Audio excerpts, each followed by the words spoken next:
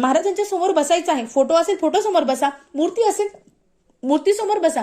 आसन घ्यायचं आहे, आसनावर बसायचं आहे. आपल्या हातामध्ये एक नारळ, गुलाबाचं फूल आणि त्यानंतर खडी साखर घ्यायची आहे. आणि त्यानंतर हातात घेतल्यानंतर आपल्या महाराजांना नमस्कार करायचा आहे आणि पुढील मी जे म्हणणार आहे ते म्हणायचं आहे.